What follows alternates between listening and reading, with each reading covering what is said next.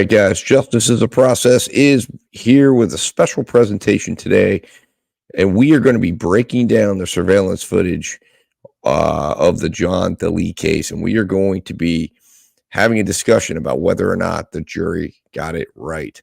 So if you're not familiar with the John Delee case, it's a case out of New Hampshire where there was a bar fight, a bar altercation that led to a shooting outside the bar. And the issue at hand is, was John Delee or did John Delee fire those shots in self-defense? And we are going to have a detailed discussion as we watch the surveillance video. I have compiled all of it from the trial, put it together in a nice presentation, and we are going to watch it together as we break it down and answer that question. So let's jump in here really quick. I'm going to pull up the video here. We'll get it pulled up and start watching it. So give me one. All right. So the first footage that we're looking here, guys, we started out with the initial confrontation, the initial interaction between the two individuals. So up here in the corner, if you want to pay attention here, is John Delee. He is right up here in the toboggan. He's got the white toboggan. And then you've got Timothy Pouliot, blonde-haired gentleman right here. And he is down here talking with, it's kind of hard to see a little bit here in the footage here, but there is a young lady by the name of Abby, and Pouliot is talking to Abby. Now it's kind of zoomed up.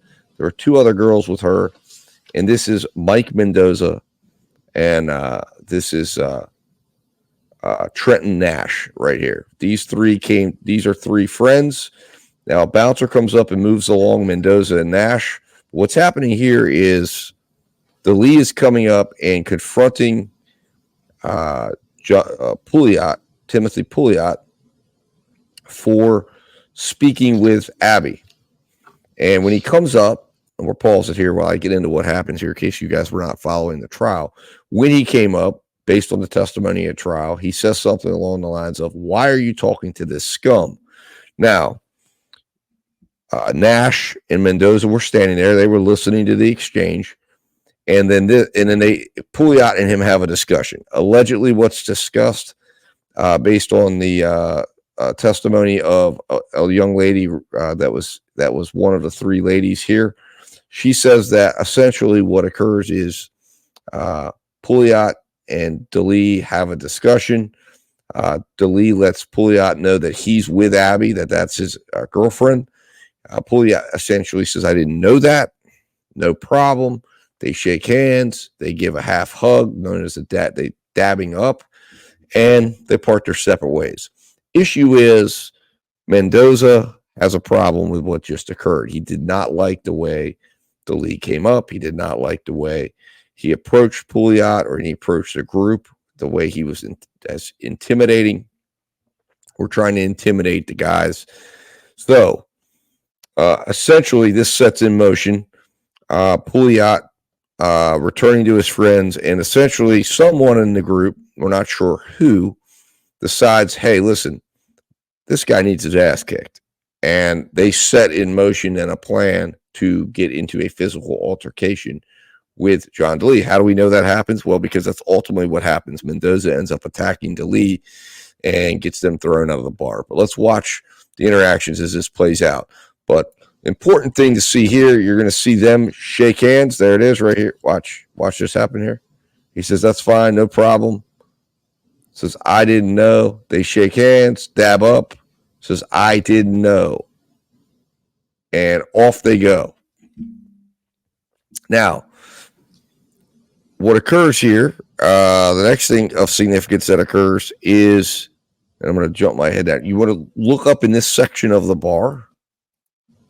Right here, this is Pouliot and his friends Mendoza and Nash are up here, and the ladies that you saw down here with John Delee, specifically one being Abby, the girl in question that Pouliot was speaking with, they've come up to the bar to get a refill on their drink. Now, what's happening here? What you're seeing here is essentially Pouliot, Mendoza, and Nash are informing the girls, "Hey, we intend to kick his ass." They're saying, "What do you mean? What, really? You think you can do that? John Delee's 350 pounds and 6'6". And they inform them that, yes, they do believe they can do that because they are professional MMA fighters. When you see Abby start walking away, if you could just point that out for us.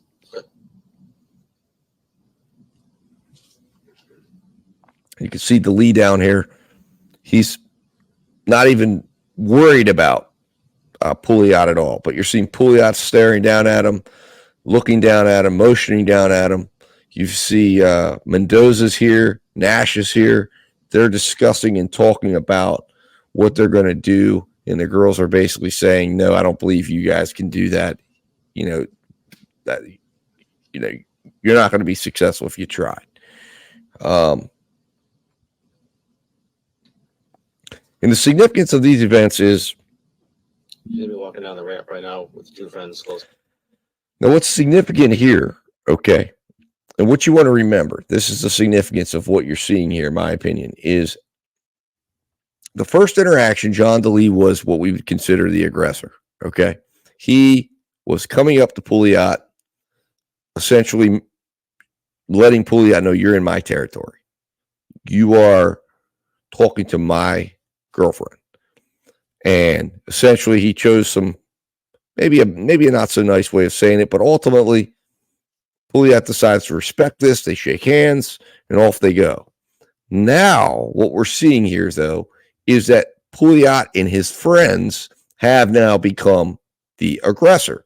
They have now made threats against John Delee. And this is significant because at this point, John Delee doesn't care about Pouliot. He doesn't seem angry. He doesn't seem mad. He doesn't seem like he's worried at one bit about Pouliot. That's about to change because the girls are about to go down to John Delee and say, listen, you're not going to believe what this guy's saying. Those three guys, and they point up to him, those three guys are going to jump you. Pouliot says he's going to jump you. He says he's going to knock you out. And John Delee's kind of like, what? And at this point, what you have to understand, the significance of this is that in a situation and scenario like this, you're dealing with two 22-year-old guys. And there was a case about 3 weeks ago where there was it involved a murder, and it was two young boys. And they were talking about, I think they were 16 or 17 years old, but they were talking about how young men between the ages of 15 and 25, when they're in groups, when they're around each other, tend to do things without considering consequences and do things driven simply by the fact that they want to prove that they're not weak. And their fear of being labeled weak drives them to do things that are against their self-interest and do things that does not align with what's going to be best for their long-term futures. They don't consider the consequences. They're only considering the moment right in front of them. And this is significant because obviously these two gentlemen here are about to engage on a path that ends up ending essentially both of their lives. One of them is going to end up in prison potentially for the rest of his life, and the other is going to end up in an early grave. So let's watch how this plays out. Now you're seeing the girls. They're arriving down here. Now watch what occurs with John Delee down here. They're going to get him fired up. Tell him what's going on. And then you're going to see a significant event occur. Pouliot and Mendoza and Nash are going to come over here, and it's going to appear that they're talking. And what I would say, it appears they're hatching their plan. They're discussing what they're going to do to John Delee. Now watch how this transpires. And there's Mendoza right here. Right over here.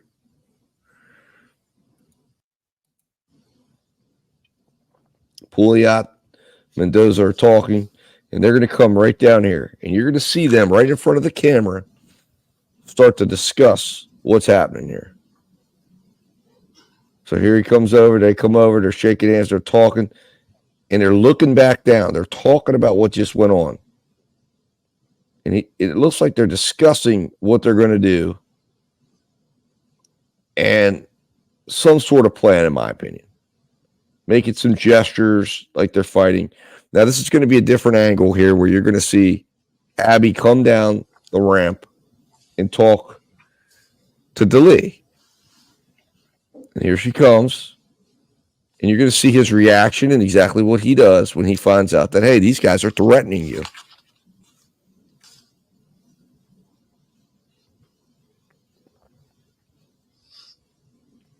And remember, this is significant because at this point, the key here is John Delee's mindset. What's his mind frame? What's he feeling right now? He's had an interaction. He declared his territory. Now he's being told, hey, these guys, 3 guys, not 1, not 2, but 3 guys are going to kick your ass and they want to knock you out.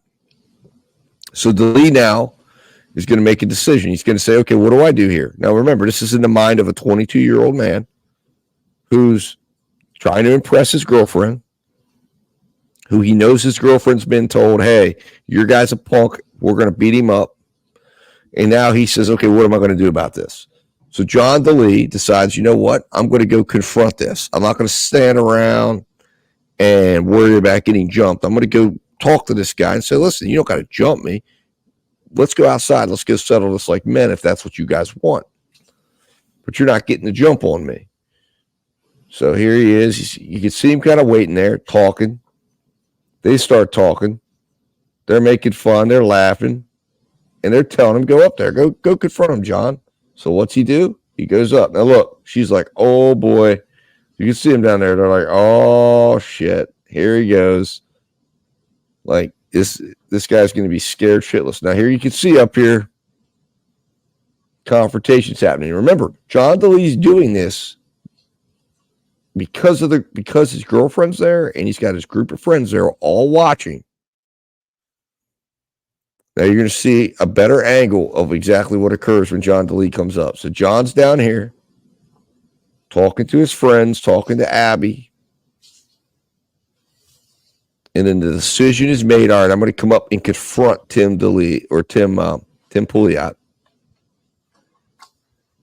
Now, one would say this made Delee the aggressor. However, based on what we've seen here, and we're going to talk about this for just a second. Based on what we've seen here, what we're seeing occur, I believe, okay, is something totally different. One way you could look at this is Delee's looking for a fight. He's not looking for a fight. You got to look at a lot of the things that are going on in here as far as mindset of John Delee. John Delee came into this situation with one thing in mind.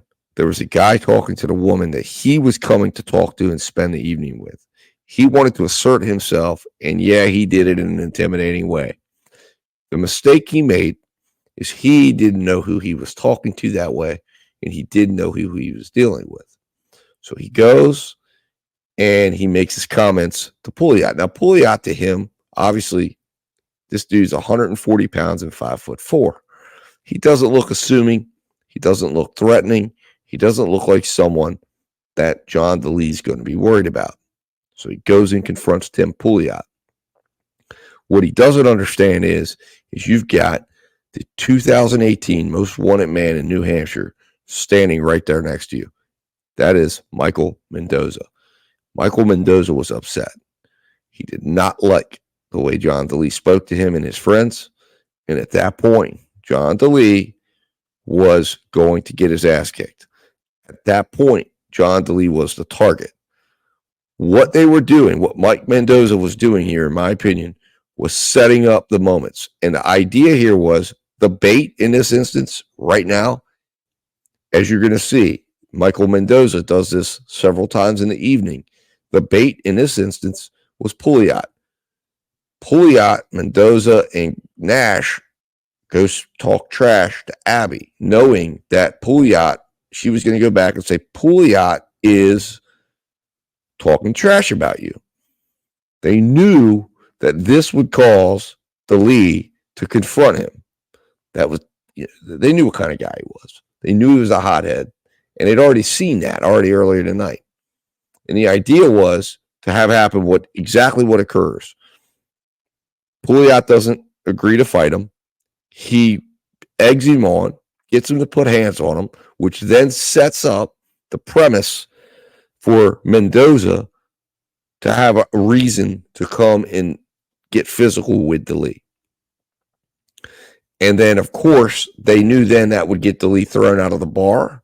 And then that would then get Delee to agree to potentially get in a fight with them, to which they knew this area. And their goal was to then draw him exactly up to where he was at and kick his ass. At this point, Mendoza's thinking, I just want to hurt this guy. I just want to beat him up. But you're going to see that John Delee plays this all wrong. And before long, he doesn't just give, in Mendoza's eyes, the opportunity for him to beat this man to death or beat this man up. He gives him the right to kill him, or at least in Mike Mendoza's eyes. And we see what happens. So let's watch as this progresses here, because this is very, very important, understanding the events of what happens here. You should be watching down here. We've already seen this down at the camera that was positioned here, but this is the same angle here. You're seeing Pouliot's up here, hanging out. I want you to also notice who ends up positioning themselves down here at the bar. And that is, you're going to see Mike Mendoza position himself down here as he pulls up. It's almost as if it's in synchronicity. They're watching. They know what they're doing. They've got their bait. Mendoza lines up down here.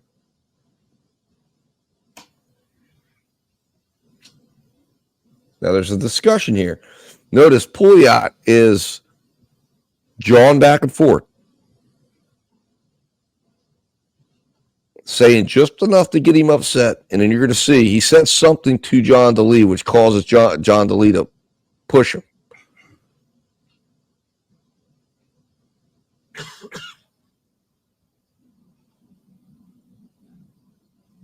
And you can see he kind of laughs because he says something to him like, yeah, whatever, dude. He makes a comment to him. Now, John Delee's going to come over here. He's going to have a discussion with the bouncer right here. Who's moving into position? Who's right down here? But Michael Mendoza and Trenton Nash. They're waiting down here for John Delee to come down because this has been set in motion. They were aware of what's going on up here.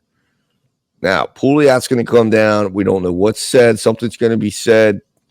I guess the AOK is going to be given. Hey, did he put hands on you? Whatever it is. Did he do what we wanted him to do? Yes, he did. You're good. And then Mendoza's going to come over here.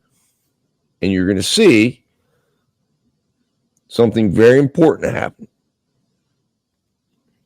as Mendoza gets the opportunity. Now, Mendoza's going to walk over here.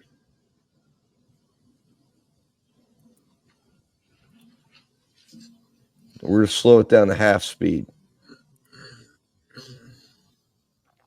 as he walks over. Now, you're going to see the events transpire. Mendoza's over here still.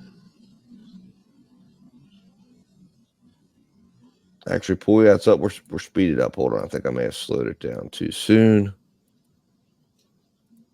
Okay, so Pouliot's on the move. Pouliot's coming over here. He's going to speak to the bouncer over here real quick. We don't know what's said. All right.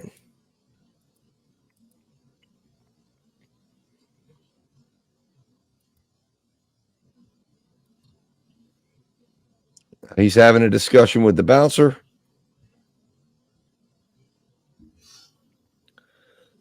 Delee's down here. You can see Mendoza is kind of waiting, lurking right over here. He's got, as you can see in the video we saw, they're kind of looking over. They're checking for him. Here comes Pouliot down the ramp. Mendoza leans over the ramp. There's a conversation. Now, this is a bar right here. So I want you to pay attention to that bar because you're going to see Mike Mendoza take his head and smash it into that bar and then hip roll. There it is. There's the punch. And he pulls him down, smashes his head on that bar. Now he rolls him over and smashes his head on this wooden area right here and then rolls him on the ground. And in his testimony, he admits that, yes, he gets a couple of punches in on the ground. Why is that significant? It's significant because what that tells us is that John Delee at this moment suffered several very serious blows to the head. Now, this is something that his attorneys chose not to explore. But with these blows to the head, we're talking about a potential concussion. We're talking about him now having potential impaired reasoning due to those blows to the head. These were significant blows to the head. So significant that he was cut and bleeding. In addition, the bar doesn't do anything here to help the situation beyond tossing him in the street. He's been injured in their establishment. There's a on-duty police officer who you're going to see body camera footage come down who does zero for the situation. He's got a person who's bleeding, who's been assaulted on camera in the bar, and he chose to do nothing about it. He chose to do nothing about it. He chose, those are grounds. A police officer, when you see injury, those are grounds that the officer can place that person under arrest. And he could have placed him under arrest, called for other people to come down, and Mendoza should have been under arrest. Not to mention that Mendoza is a prior felon. He's in this bar, and he calls this confrontation. He comes over and beats it. Now, here's another angle of the confrontation at the bar from Delee. You can see this is where Delee's pushing him. Now, this is another angle of the attack. This is where you're going to really be able to see very, very well how this attack occurs and the actual damage that was done. So Delee is up here talking to the bouncer right now after the confrontation up here. Now, the other thing I want you to be understanding here is how quick all this happens. This is all within about 10 minutes from the first interaction to this point right now. And then you're going to have another maybe 6 minutes from the fight to the gunshots. And that's significant because Delee is going to be, is going to have suffered serious head injuries. And on top of that, he's still in the totality of events from his perspective. From his perspective, he's been attacked. He's been told that you're getting jumped by 3 guys. He gets attacked. There's not allegations. It's confirmed when you look at the video here. You can see Mike Mendoza has rings on his hands. He's putting them on right there. In fact, you can see it appears he might be putting something on his fingers, but he's got something on his hands. He's got rings on his hands right there. If you look, you can see right in there, he's putting them on. He's actually putting his hand inside of his jacket as he's looking over.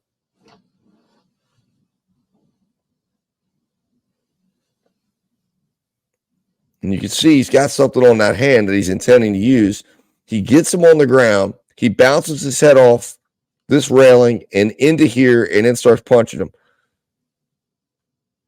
All right. And now we're going to switch this back to half speed. Now, here you go. You can see he misses him. Now, watch where his head goes. Bam. He hits him right on that. And then Mike Mendoza hip rolls him over and like something out of a movie, bounces his head off there. And now he's got him on the ground and they're trading punches. I don't know how many punches Delee got in because it didn't look like Mendoza had any damage done to him. And now you're going to see the bouncers come over and break this thing up, offering John Delee no assistance, no help. They give no cooling off period. They just throw him out into the street, right into the hands of Mendoza, Pouliot, and Nash. And you're going to see some very interesting behavior of these gentlemen as phase 2 of the plan happens. Once they have Delee outside, now the second phase is going to be to bait him up the street. But, like I said, something happens that changes everything. And it changes it from a fist fight. Now, here we go. Here's footage of John Delee.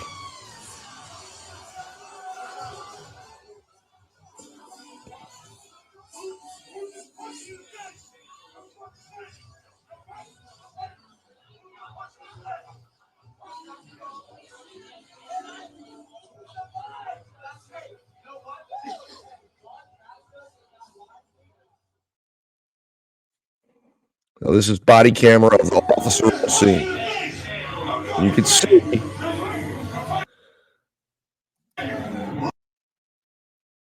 Delee is cut up in this area right here. You can see that as this video progresses. You're seeing blood streaming down his face, and this officer can see that. And he's doing nothing about it. He doesn't try to get him medical attention.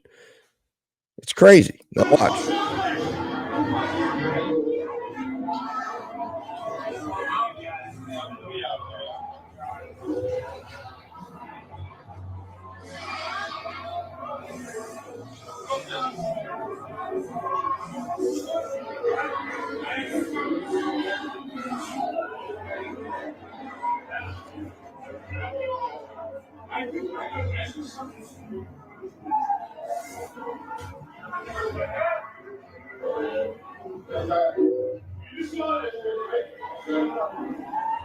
That was Delee right there.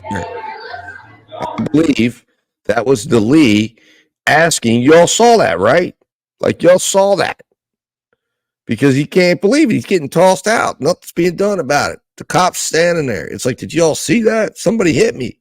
Somebody just walks over and assaults me. And now he's getting tossed out in the street. Doesn't exactly know who did it. He's not certain. He has an idea, but he can't find them because those people left, or they've already gone out of the bar. You're going to see the sequencing of who left and when. But he knows there's people there that said they want to kick his ass. He knows somebody walked over, blindsided him. He's not exactly certain who. He doesn't realize that he's just gotten himself into an altercation with the most wanted man in 2018 in New Hampshire. And that individual now has him in his crosshairs and is looking to bait him into an altercation, which he just got. And now he's heading out into the street. Now he's heading into the street with a guy who intends to, who right now his intention is he figures, I've got license to beat this guy's ass because he put hands on my friend. So, and so far he's gotten away with it. So far, he's walked away scot-free. Let's see what happens.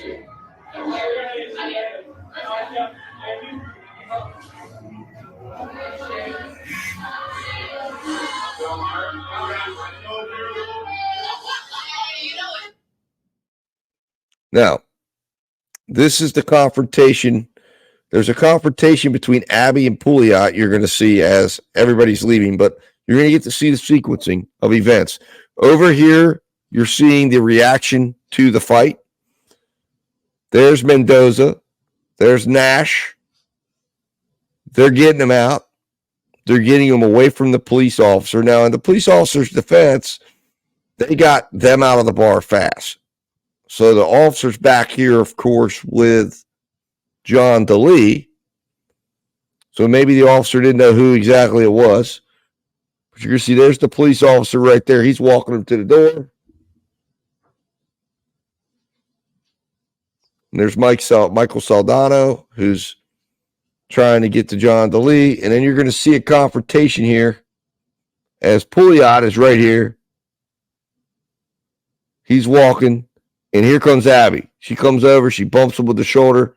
She starts telling him, you know, it's your fault. You did this. You made these threats. You caused this to happen. And he kind of walks off, and she continues on out to the street.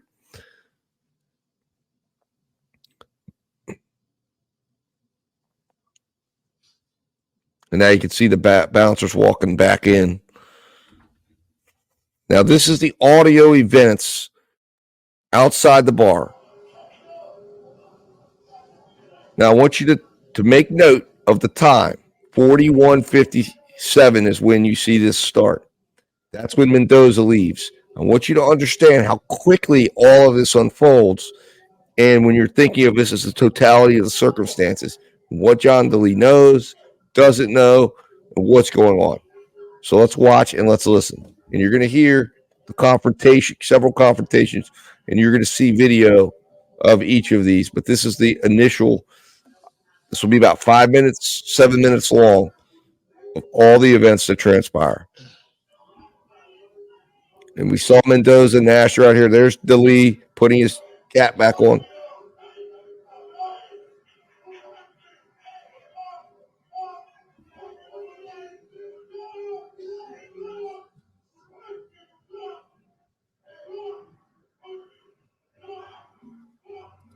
Now, behind this car is a white car that you're going to see when this car pulls off. In that car is Mendoza and Nash.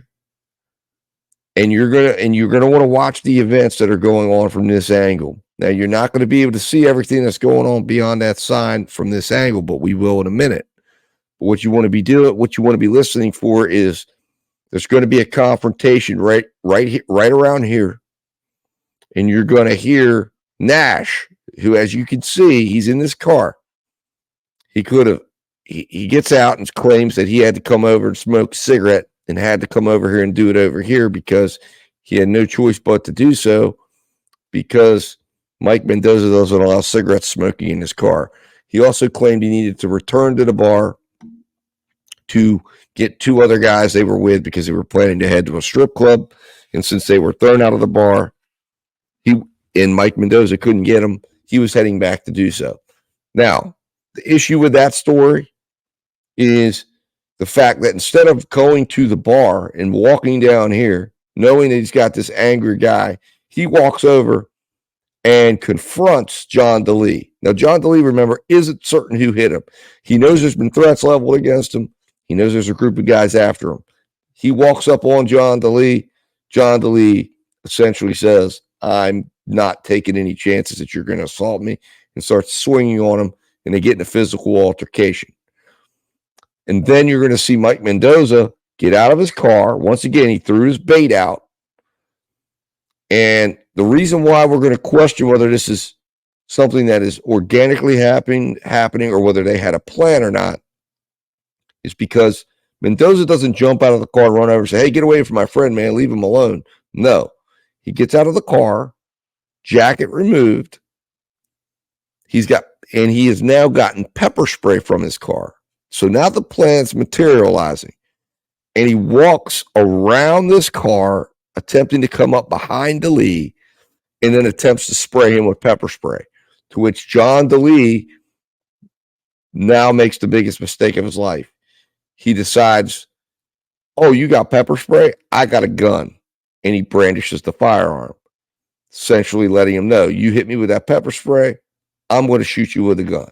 Now, obviously, at that moment, one would say pepper spray, gun. Yeah, if he would have shot the guy with the pepper spray, we wouldn't be making a case here of self-defense. But it's what everyone knows when they know it and what the circumstances are.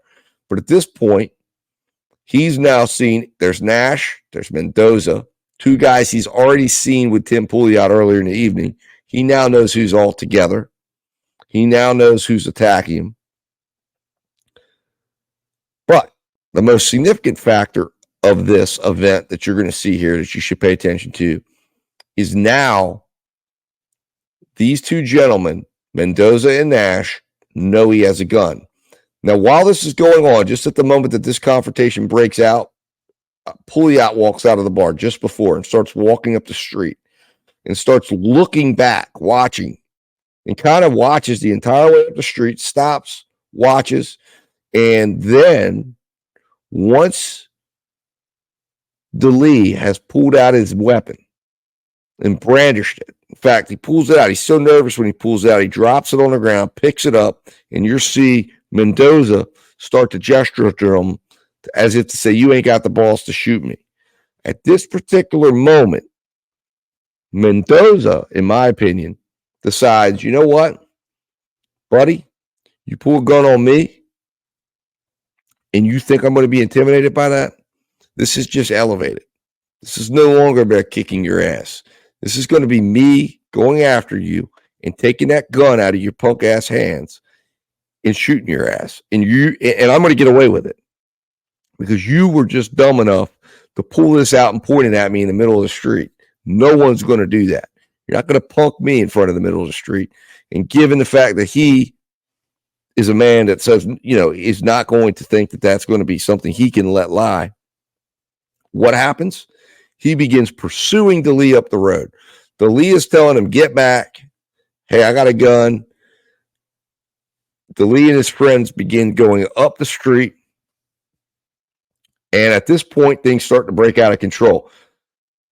You're going to see Mendoza yell down the street, he's got a gun. Now Pouliot's going to immediately start running towards where Delee's going.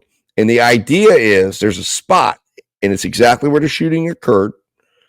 There's a spot where the video cameras, it's like a dead spot for the video cameras. And all these people know about it. It's what they would call the arena. It's where they would go fight and settle fights that they didn't want the camera to see.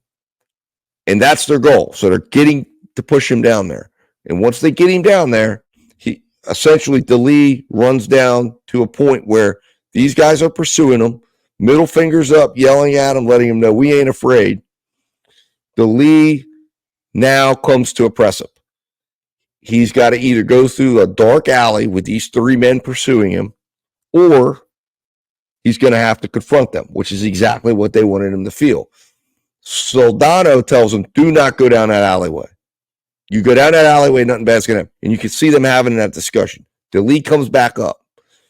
And the state claims that he's pointing down that alley. You know what he was saying, but it's not really clear that. It's clear he's throwing his hand because and Delee's pulling the gun out, letting him know I have it. And he's trying to tell him, put the gun away. Let me settle this.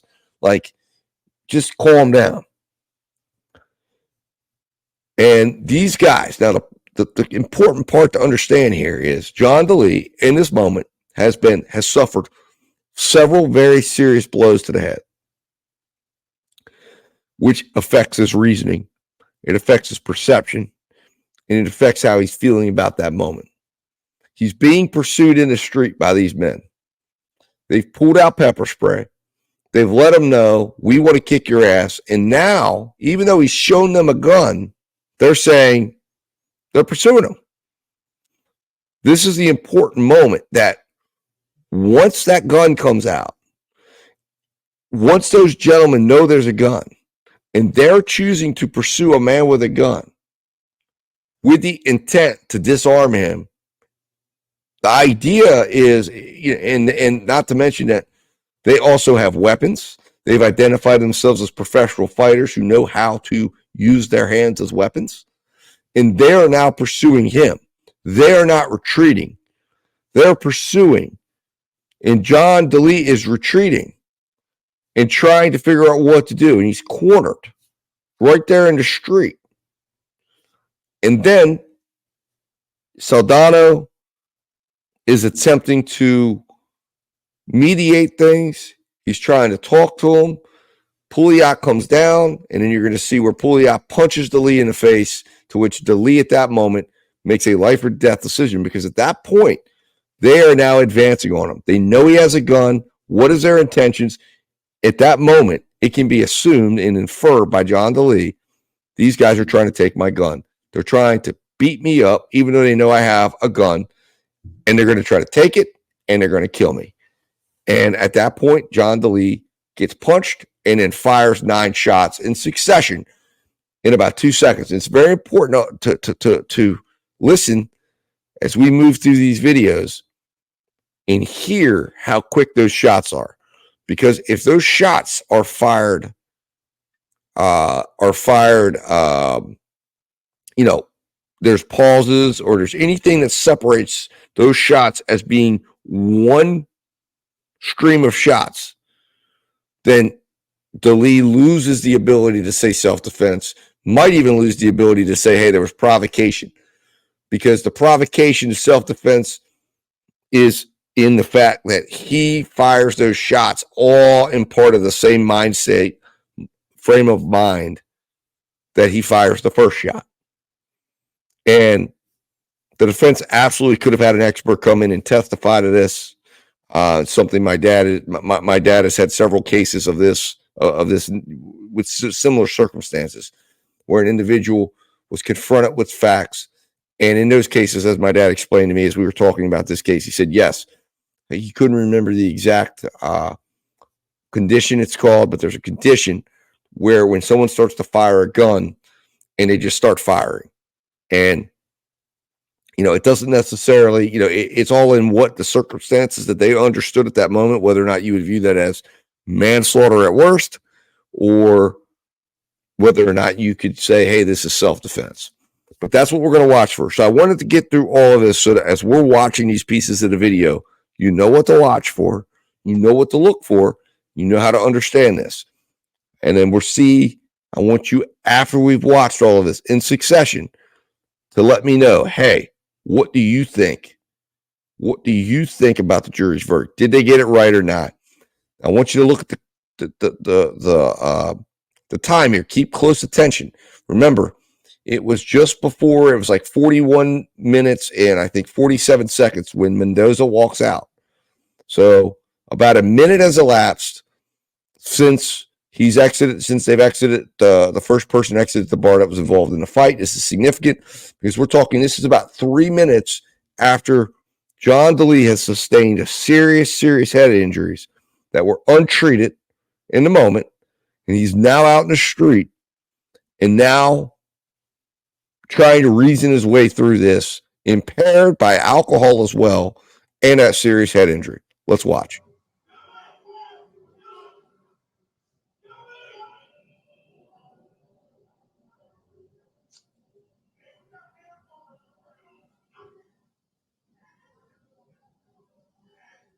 And there's the car. So watch, that's Nash getting out of the car. Detective, looking at that white car, who just got out of the car? It's Trent Nash.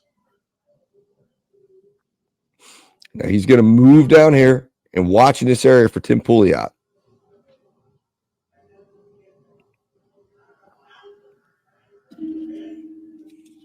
And there's Pouliot. Now watch him looking back. He's watching the entire incident, including the gun coming out. And then he's shouted at, there's a gun. So anyone who says he didn't know there was a gun, this is absolute definitive proof he knew.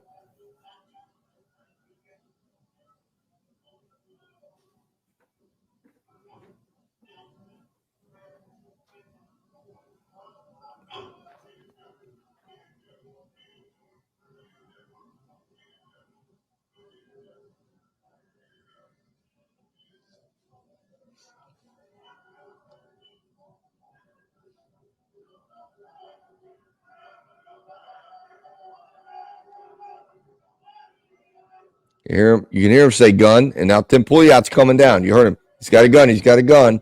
And now Pouliot's charging down.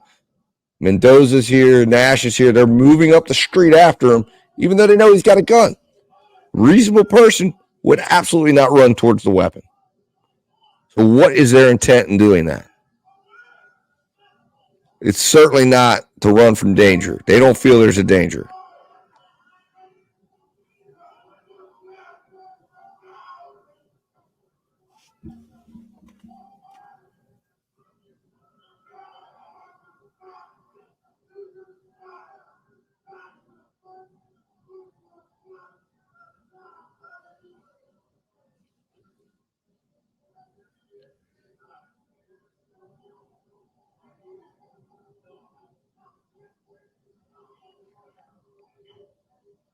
It's been about 3 minutes now since they emerged from the bar.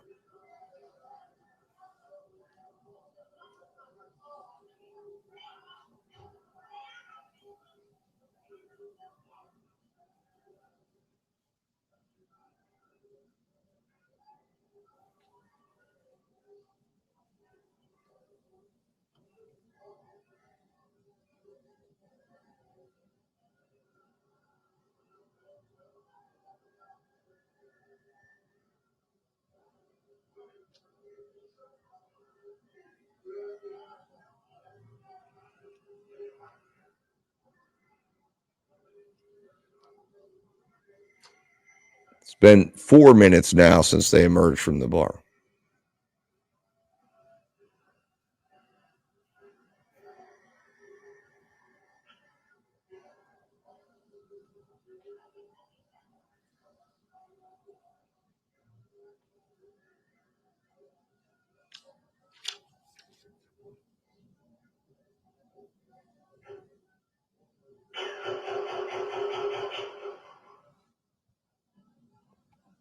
You could see right on this tape, okay, it took about 4 seconds for those 9 shots to go. Not even a second a shot, half a second a shot. It was all one succession, happening at about 4.5 minutes after they left the bar.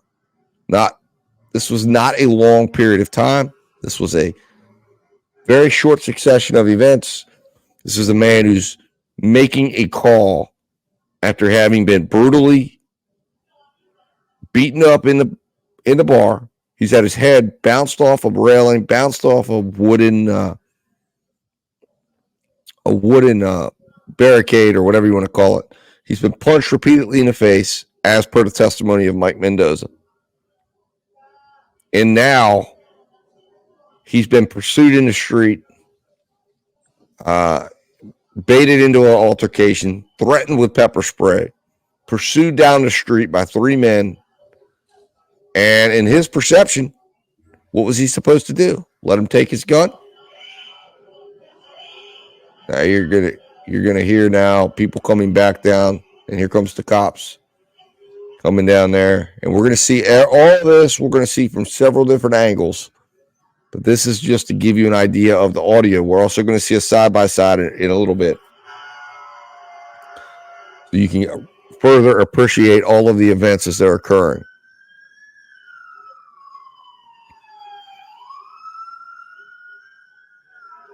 But it's now been less than 6 minutes. I'd say it's been about 8 minutes since the fight started, because about 3 minutes before the fight's going on, if not maybe 6 minutes.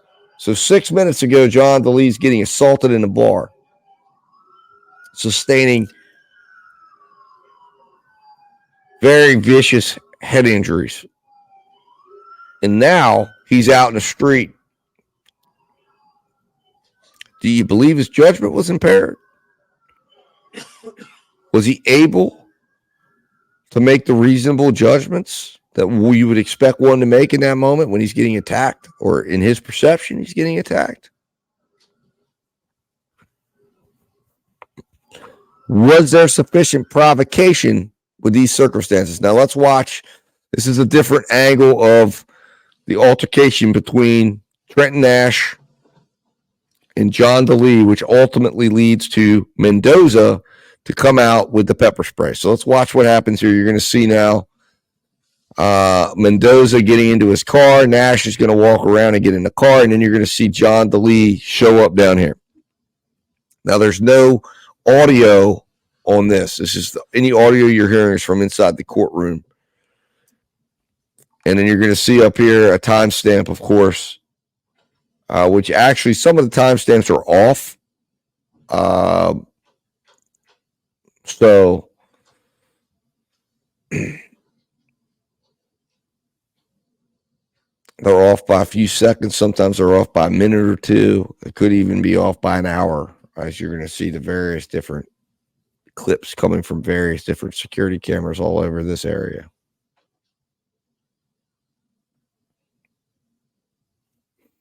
And you're going to want to look down in this area right here. You're going to see, I believe that is one of Delee's friends. You see Saldano. You see Delee come down here, and there's Nash coming across right here. And again, the question is, why not walk around this car, come up over here? He comes over, and he confronts Delee and has words with him. Now, the important thing that this angle provides is what Mendoza's doing. He's watching. They've just had a conversation in the car, much like the conversation you saw Pouliot and Mendoza have prior to Pouliot, after the discussion when they made their threats. No jacket. He's ready to fight. He's got his hands behind him. He's trying to sneak attack John Delee. Now you're going to see him jump back. Oh, there it is. He looks like he's about to spray. And you hear him saying in the tape, what are you going to do? What are you going to do? And then the gun comes out. And then you hear Mendoza, Nash. There's Nash here in the street. But what do you see him doing? Middle finger up. He's gesturing. And here they come pursuing him up the street. The question is, what are they doing? They know the guy has a gun. And then you're going to see Tim Pouliot come storming down the sidewalk here. So what's their intention at this moment?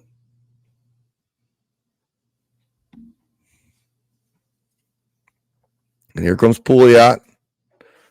And then you're seeing Abby and her two friends come rolling up the sidewalk, chasing down Tim Pouliot. Now, at this moment, the state would have you believe that Abby is chasing Tim Pouliot because she's concerned about him losing his life. However, what I believe was really happening here is she was concerned because she knew that John Delee had gotten himself involved in an altercation with some street guys who were not going to back off. And I think she was worried about him having that gun taken away from him and getting himself killed. Let's keep watching.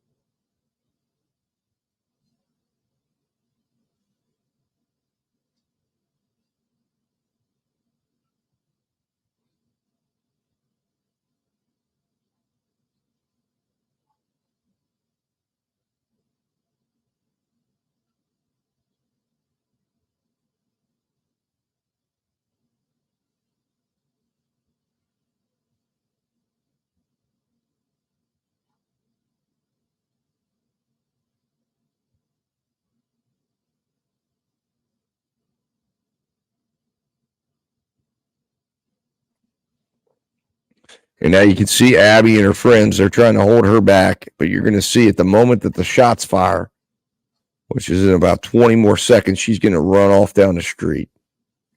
But once again, you see this tape beginning when you see them walking out to the car, 4.5 minutes elapses from the moment they leave the bar to the moment the gunshots happen.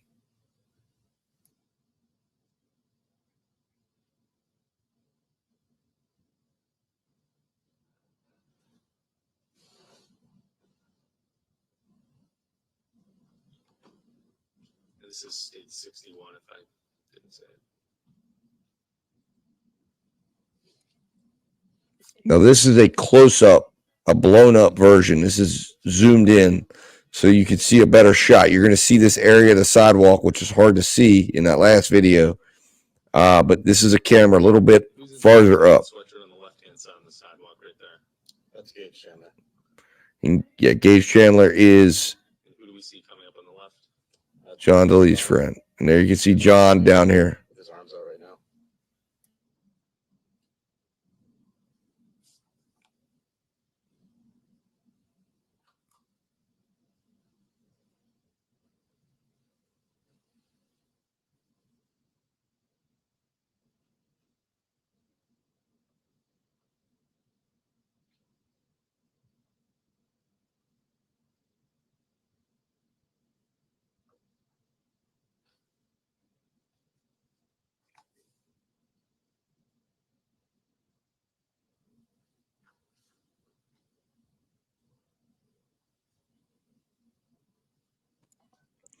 Now you're seeing here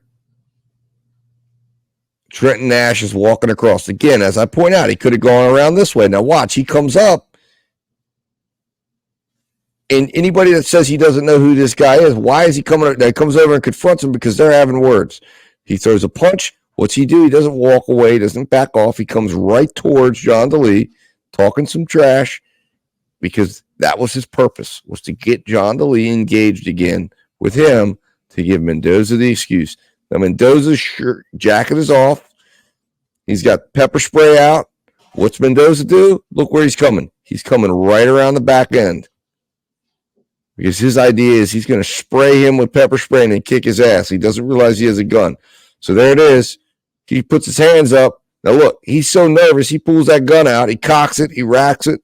And he tells him, get back. Now what's Delee doing? He's not going towards him.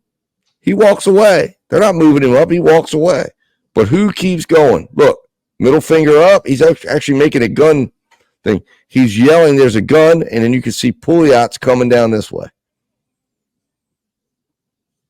So they're not backing off. Who's the aggressors here? It's not Delee. Delee was provoked. I mean, he did make a big mistake here in punching Trenton Nash, but once the pepper spray comes out, you know, Delee's not. Now here it is. This is a side by side. Let's listen. And you're going to be able to see the events over here. Let's listen.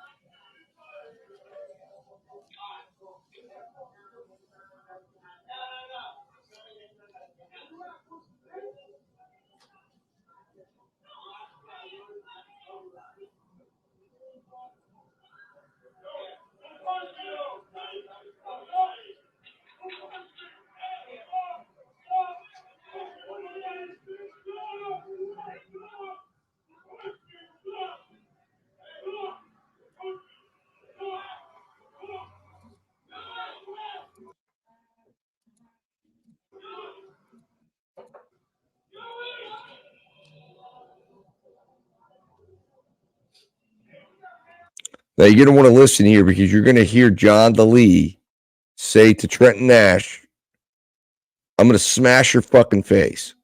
Now, why is that significant? Someone said, "Well, that shows John Delee was the aggressor." No, what it shows you is his mindset. It shows you that he's got a fight on his mind. He's not thinking about shooting anyone at this point. He doesn't pull that gun out with any intention to shoot anyone.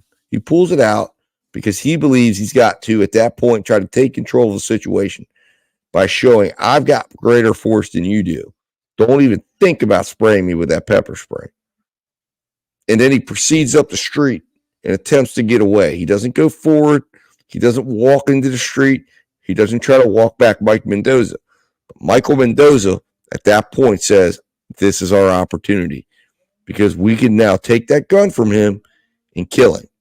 He's a dead man walking now. He's made a huge mistake. You don't pull a gun on Mike Mendoza." And that's exactly what you're going to see transpire. And then Pouliot's going to come up the street, and they're saying, "You know what? We're not afraid of you, man." And just like one of them, we're not sure who said it, but somebody said it in the proximity to all these events. Everyone in New Hampshire has guns. We're not afraid of guns. So this was a colossal mistake by John Delee to pull that gun out, but it's what happens. But let's listen.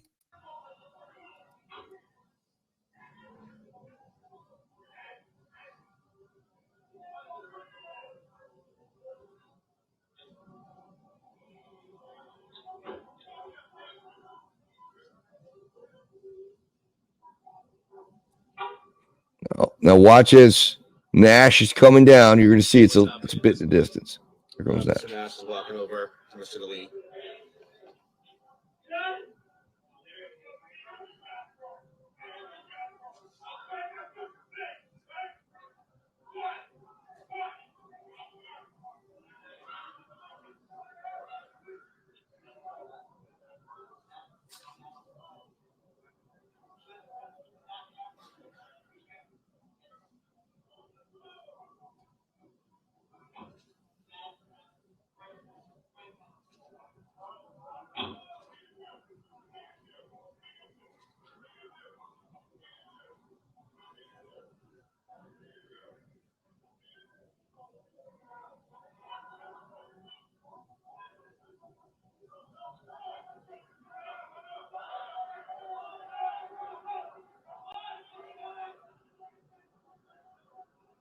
Who's that walking up on the left, right screen?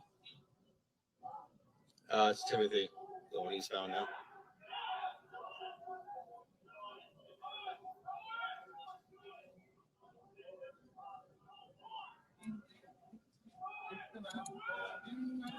And you can hear where they're yelling and shouting, "He's got a gun, he's got a gun."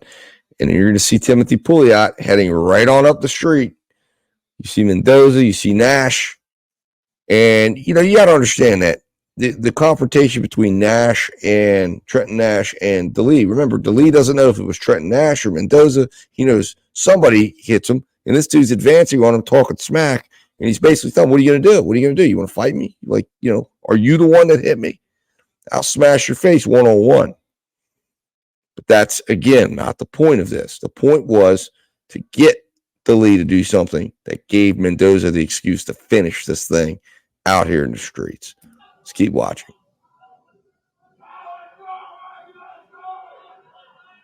He says he's got a gun. You hear him yelling. And Pouliot's continuing to advance up the street. And there you see Abby running and grabbing Pouliot.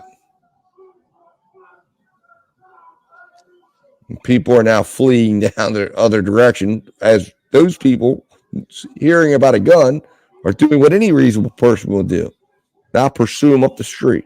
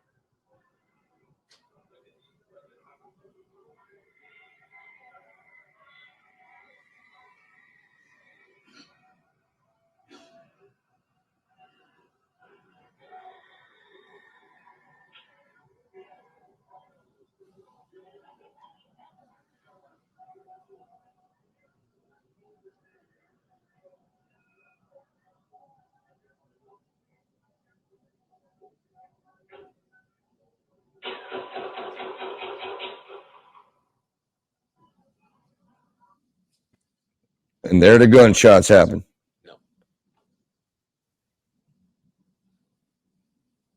Now, this is the shot of Tim Pouliot. This is a camera catching what Tim Pouliot's doing as all those events are transpiring down the street. Now, watch how he's watching. He's watching, he's looking, he's aware.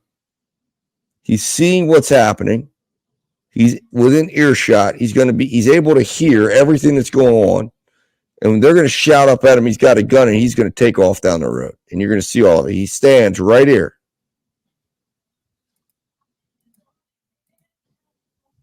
He's going to stand right in this area. And there he goes. There he goes, down the street. And, of course, if you notice, when he was walking up the street from the other camera angle, you see him kind of cracking his knuckles like he's ready to go engage in a fight.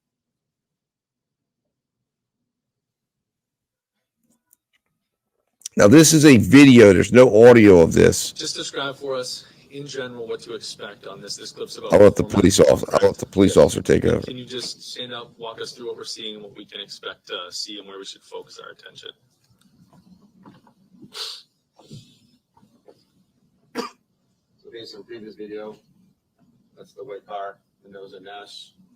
The interaction's going to be behind this white car, front of the white car. You can see the parties separate. Mr. Delee and his associates walk this way, all the way up the sidewalk into Hampshire Lane area right here. There's a tree here and on the side of the so you kind of lose sight a little bit. Mr. Mendoza and Mr. Nash come this way, up through here.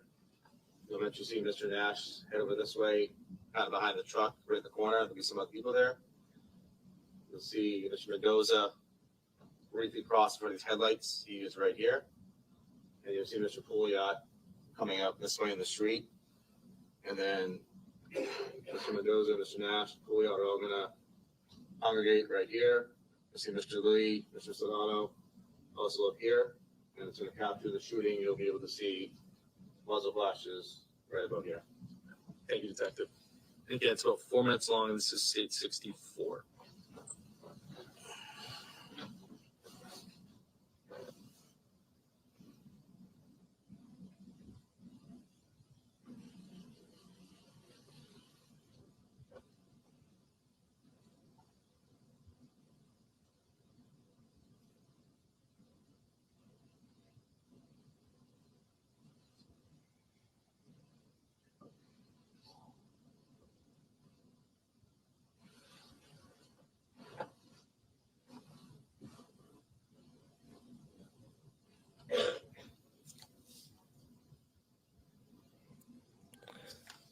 So you want to be watching down in this area. This is where all the activity is happening right now as they're coming out. This is the front door of the goat.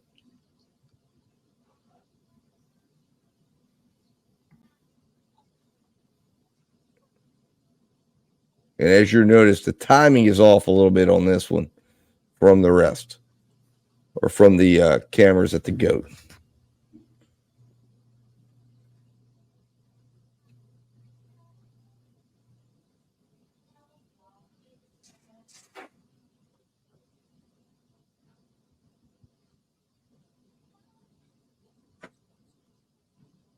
And now you're seeing Mendoza get out here. He's walking over around. Confrontations occurring between Nash, and there you're going to see the confrontation in the street with the gun coming out.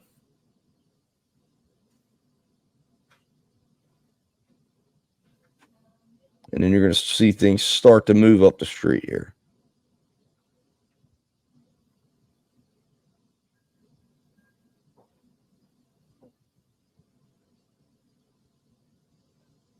You can see them quickly moving up the street. You can see Delee is moving up the street with his group of people. They're pursuing him up the street. Pouliot's going to be pursuing up the street. You're going to see all the confrontations and things that are occurring up here. Of course, it's in a far distance, but they're going to zoom in here in just a moment.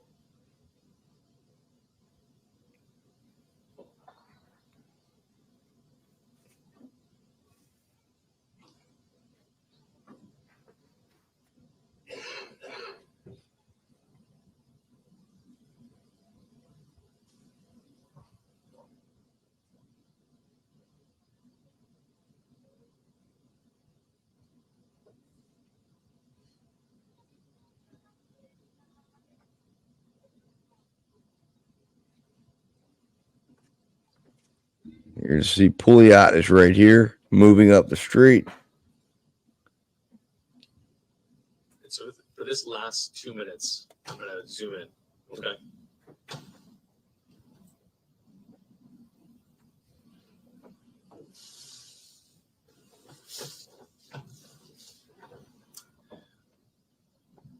And detective, you want to step up and can you just point out who we're seeing? And I can actually back up. That way you can fill us in on where we're.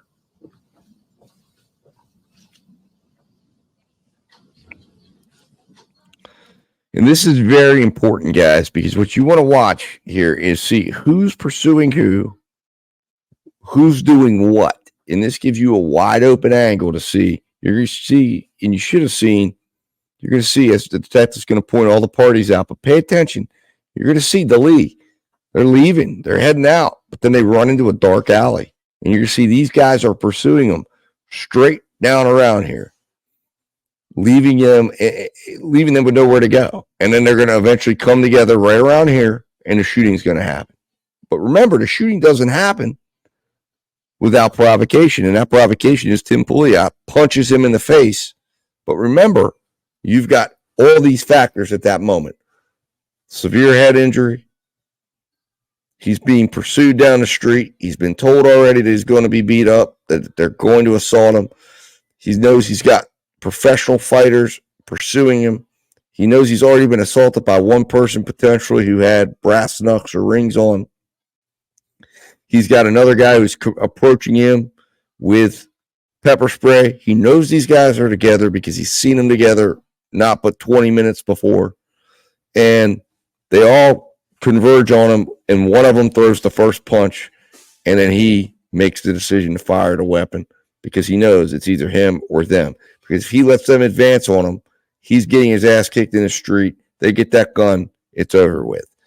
And whether you believe that's reasonable or not, you got to ask yourself, does a guy with a severe head injury who's had his head bounced off a railing, bounced off a wooden wall, bounced off of the guy's fist a couple times that had rings on it, he's cut, he's bleeding, he's walking out of the bar.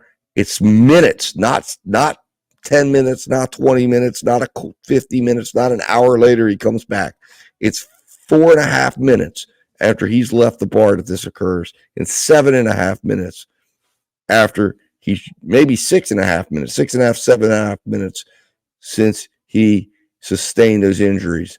And he is now making a decision in that moment with 3 people coming at him and one of them throwing another punch at him.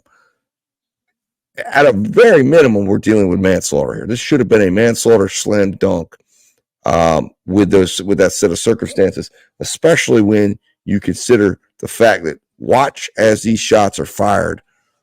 Do you see a pause? Is there a stop? No, it's all part of one sequencing of events. Anyways, let's watch. So who's walking in front of Soho right now? You can see Gage Chandler, John Delee, Matthew Soldano. 1, 2, 3.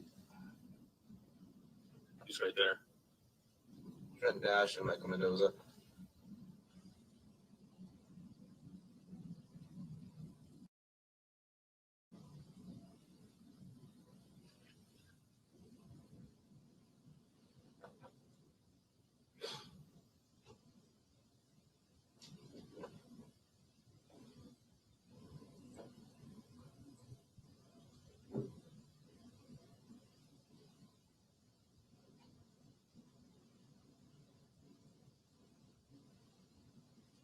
Timothy Pouliot right there.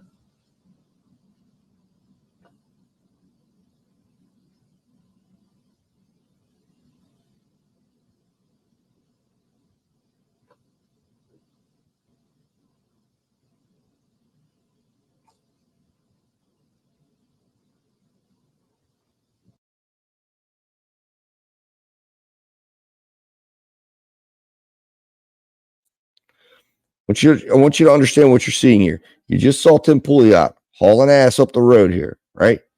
You just saw Mendoza running over here. Nash is coming over, right? And Pouliot's pointing and yelling at Delee, right? Yelling at them, hey, get over here. Delee knows. He's seeing them pursue him. Where's he going to go? What's he going to do? At this point, it's clear exactly what is happening. They're going to keep following him. He goes down that alleyway. They're coming down. They get away from the cameras. It's on. So Delee comes back up. And again, Soldano's trying to get this situation calmed down. And then you're going to see what transpires. Let's check it out.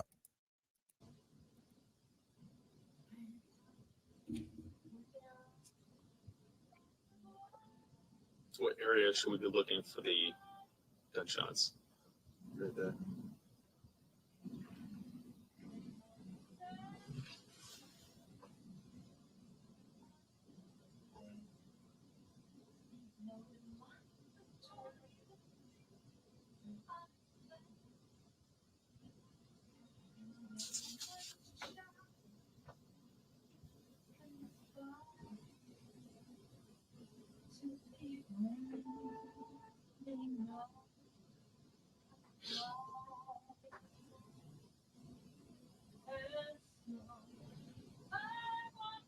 He's walking right there. It's John Delee walking back down Hampshire Lane. It was 65. My apologies. Is this a split screen of both Cam 3 and Cam? Now you're going to want to watch in this area right here. This is where you're going to see Pouliot fall, just as you saw. He's going to fall backwards, and over here you're going to see shots of what Delee's doing just before, how he's trying to figure out where to go. You're going to see the limitations of where he could have gone, and you're going to see that dark alleyway that he was faced with as he had to make a decision of what to do here.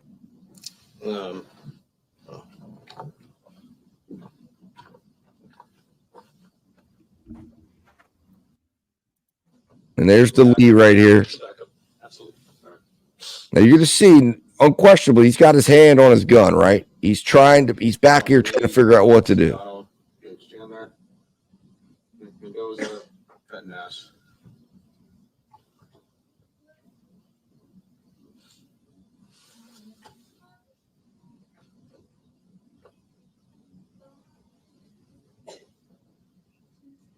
So Delee's down here figuring out what to do. Do I go down that alley? These guys are coming after me. Saldano is trying to get this situation resolved. These guys are advancing, and he's telling them, Right here, where look, is Trent Nash and Mendoza?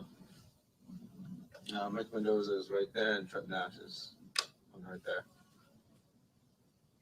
and he's telling them, according to his testimony, do not go down that aisle. And that's what he's pointing. Do not go down there. Just stay right here. Let me figure this out. And now you see them come up. There was Pouliot, I believe, and Mendoza. They've all, now they're in this little, unfortunately, it's a dark spot.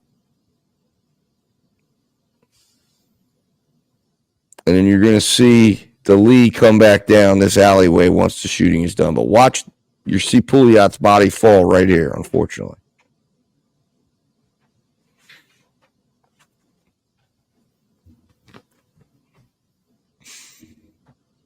So where should we be looking now? You see Timmy fall right here.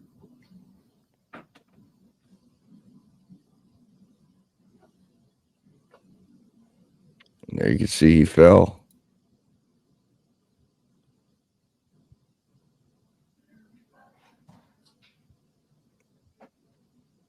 And now the threat has dissipated.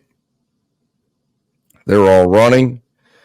And then you're going to see Delee head down the alleyway, towards that alleyway, realizing, what have I done? What's happened here? And unfortunately, you can see Pouliot is right here. And here comes Delee walking back.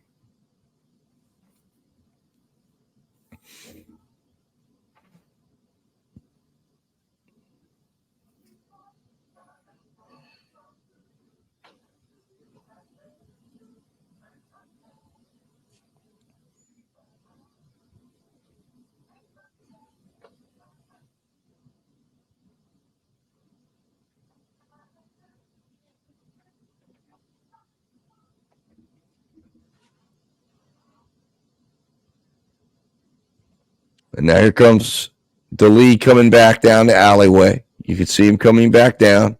And that's when he's putting his hands up. And you see the shot of what happens after that. There's police footage. Now, this is from a backwards perspective. This is, the alleyway is right here that we were just seeing. So you're going to see them turn that corner, and you're going to see this is that area right here where it's a dead zone. It's where all the fights happen, as per the testimony of those in this case. Who's walking down the alley to the left? And here is right here. And now you're going to see where everybody's going to come up and congregate. You can see Saldano's trying to get this thing calmed down. Delee's got to make the decision. Do I go down this alley, or what do I do here? And Saldano's trying to calm things down. Delee's basically, talk to him, telling him, get back. What do y'all want? Y'all want to fight? What do you want to do? Get back. And he's letting them know, if somebody attacks me at this point, I'm going to shoot you. I'm not getting pepper sprayed. I'm not getting punched. I'm not getting jumped. You're not going to take me 3-on-1. And you're going to watch everything occurs right in this area right over here. Okay? So let's watch how this unfolds. That's where you want to be watching.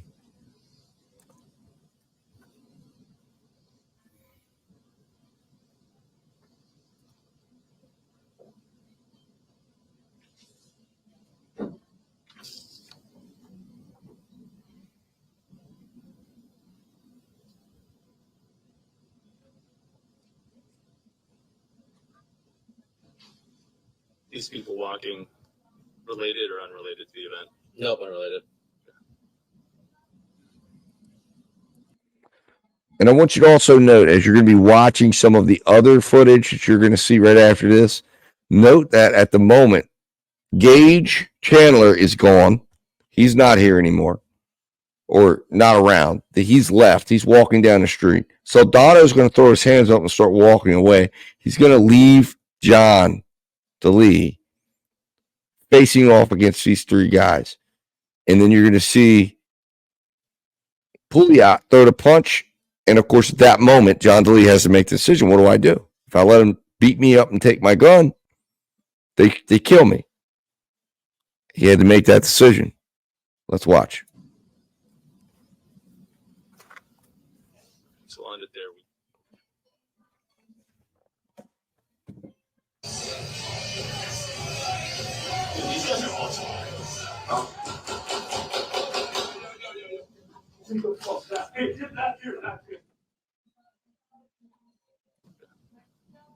All right, we're going to watch this on slow-mo because I want you to. The prosecution said you're watching a guy track him to the ground.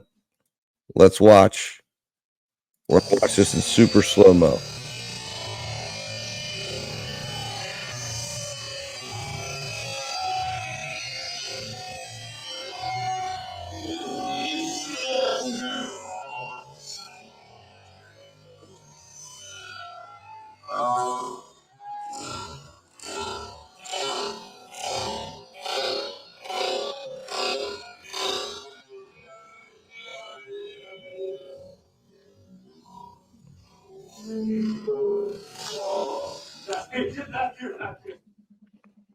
And that's all part. Now, again, one of the things you want to be looking at that we just saw. Now, we're going to watch the arrest of John Delee. Mm-hmm. You can see her point. Let me pause this right now. But one of the things you wanted to note there was, first of all, in the real-time footage, you heard how quick those shots went off. You saw they were all part of one succession of events. Two, you saw it when we slowed it down. Timmy's throwing the punch, and he's firing the gun because Timmy is trying to punch him, and he's going to be coming at him. He knows he's armed, and at that particular moment, he can no longer wait for Timmy to come disarm him. He's got to take action, and he does. And he knows he's got a professional fighter with two other potential professional fighters armed with pepper spray, brass knucks, etc., coming at him. At that moment, from his perspective, with a head injury, with everything that's occurred, is it unreasonable to think that he perceived that as a life-threatening event? I don't think it is. But even if you say, okay, maybe it wasn't life-threatening, could that have provoked someone in that state of mind that caused him extreme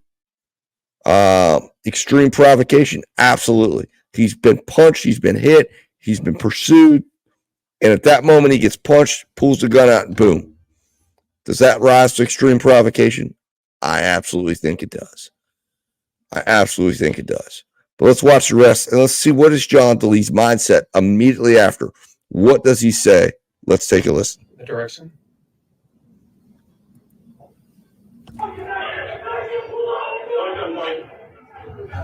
Point down. Point down. Point down. Get on your knees. Get on your knees. Get on your knees. Put your arms out. Get on your face.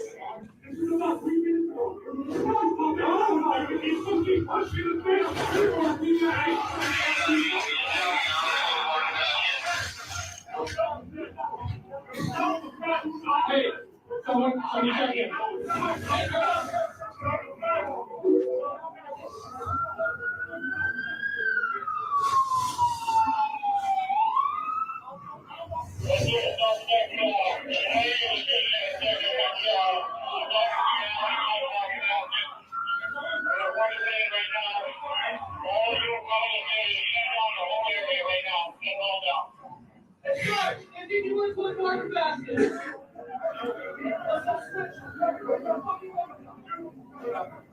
Shots fired. Guy got shot.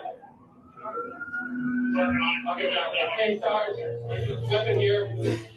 I saw the weapon.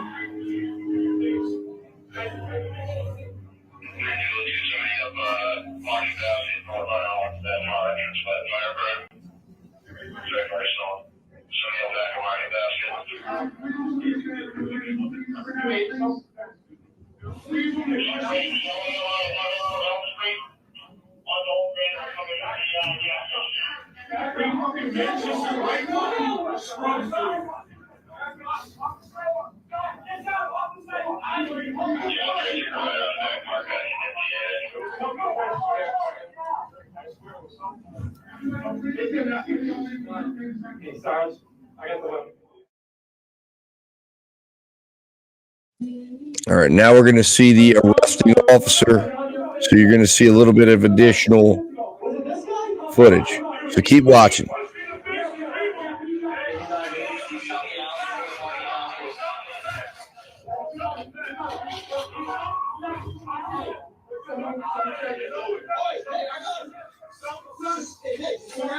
For now, just turn around. You're in custody right now, okay? Don't fucking situation.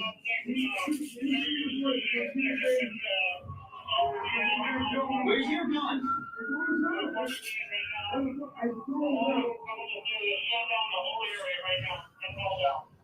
Hey, Sarge, they give you one for the market basket. No, dude. What's the description? Where's the fucking other guy? Dude, what other guy? Outside, don't even Stand up, stand up, just stand up. Okay, just, hey, you're in cuffs right now, so just shut up.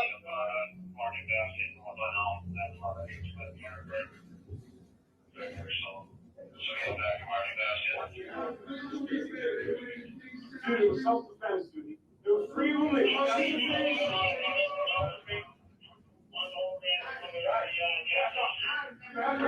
Back the fuck up, go that way. Back up.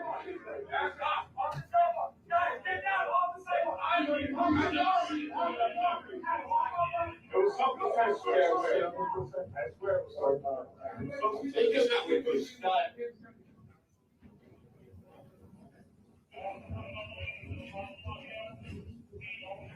Take a seat. Stay, that's fine, right now. We're gonna ask you a bunch of questions. All right, so there you have it, guys. So that is the conclusion of the footage. It ends with the arrest of John Delee, but a couple things to understand there, what you heard coming out of John Delee's mouth. Now, obviously, he's talking about his perspective on things. This is moments after he's had maybe 30, 40 seconds to consider things. He's suffered a head injury. He's first immediately talking about, hey, I was assaulted. There were 3 guys that were coming at. They were trying to jump me. I got punched in the face. What's the thing he's talking about most? He got punched in the face. If you ask me, I believe the police force felt compelled to approach the case from the perspective that Delee was the aggressor because they were trying to cover up their own officers' neglect here in this case. Now, that officer is no longer with that police force. He returned to Myrtle Beach Police Force. Now, he said it was something that he was planning to do, but I don't think it's a coincidence because that officer is responsible as John Delee is for neglecting his duties.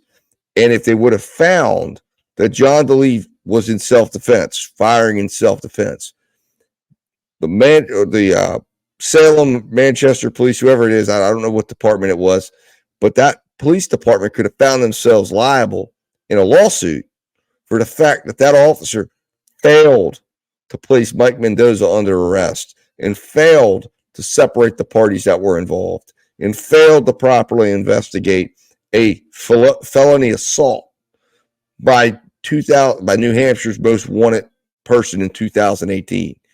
And they failed and neglected to do that. So I believe it was a situation that when they review this case and they look at it, they had 2 choices. One, they prove a case and investigate it and say what it is. That this is a situation where Mike Mendoza got upset, got mad, felt disrespected by a man, and set out to set up the circumstances that he was at first intending to assault this man and beat this man and hurt this man in the street. And then, through the stupidity of the individual who he was pursuing, gun comes out, and now it's an opportunity for him not just to maim this guy, disfigure this guy, hurt this guy seriously, but now he's even got the pretense to kill him if it were to come to that. Disarm this guy, take his gun, and teach him a lesson forever disrespecting him in that way and pulling a gun out at him in the middle of the street and think that he was going to punk him in that way.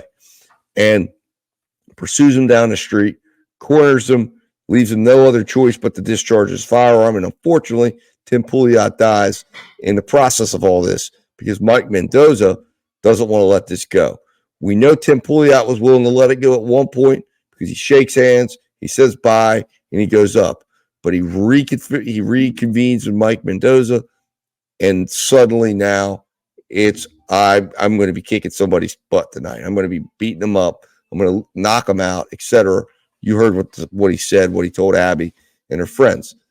And that's significant. And then, of course, you have this police officer who doesn't feel like doing his job, so he doesn't. Doesn't obviously expect that this is what's going to happen, but then it is what happens. Now you've got to cover up. And again, unfortunately, the defense attorneys did not pursue this. They did not raise this issue. They did not make a big deal of this in his cross-examination because he should have been arresting people at that night. And had he done that, had he instigated or initiated an investigation, which was completely in his range, called people down and pursued this, got John Delee medical attention, nobody gets shot. Nothing progresses. So that's a big factor. That's a big deal. And now John Delee's been convicted. Now the police department's off the hook. Now that officer's off the hook. And now the world will move on. And John Delee may even do life in prison. We'll see what the judge does. He doesn't get sentenced until March of 2024. But this, to me, is a case that at absolute worst should have been manslaughter. That was an absolute worst case scenario that this should have played out to be. But I believe you can make a very strong case for the reasons I laid out. And when you review that videotape and you view it in that 7.5 minutes that it represents, and about 20 minutes in total from the moment that John Delee and Tim Pouliot come into contact with each other for the first time till they end up in the streets confronting each other with gunshots being fired, you see that as a totality of circumstances. And when you look at that entirety of those events, what's happening, you look at the fact that John Delee has suffered several tremendous blows to the head. On top of that, he comes out, he's being pursued again. Nash comes up to him and engages him, baits him into a situation that allows Mendoza to come and confront him again.